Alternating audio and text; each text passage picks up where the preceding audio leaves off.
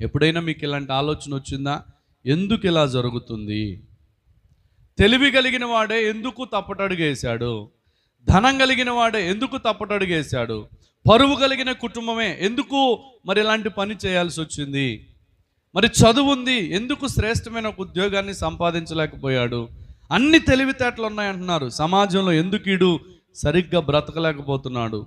చాలా తెలివి గలవాడు అంటున్నారు, మరి కుటుంబంలోనికి వెళ్ళేసరికి కనీసం భార్యకి సమాధానం చెప్పలేడు, పిల్లలకి సమాధానం చెప్పలేడు, కనీసం తనకు తాను కూడా మంచిగా బ్రతకలేడు. ఎందుకండి? డబ్బు లేక జరుగుతుందా అంటే కాదు.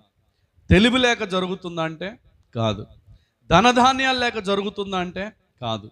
ఆస్తిపాస్తులు లేక జరుగుతుందా అంటే కాదు. లేకపోతే సరైన ఉన్నతమైన క్వాలిఫికేషన్ లేదా అంటే కాదు. ఎందుకు?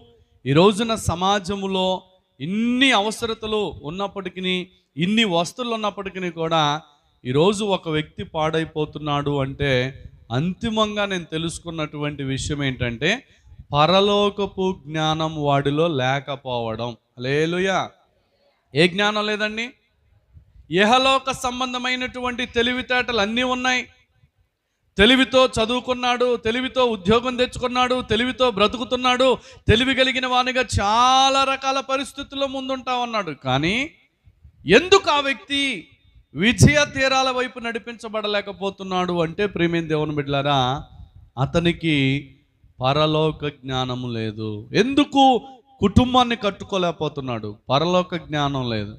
ఎందుకు ఉద్యోగం సంపాదించలేకపోతున్నాడు? పరలోక జ్ఞానం లేదు. ఎందుకు సమాజంలో ఒక మంచి వ్యక్తిగా బ్రతకలేకపోతున్నాడంటే వారికి ఏ జ్ఞానం లేదు? దేవుని యొక్క జ్ఞానము లేదు.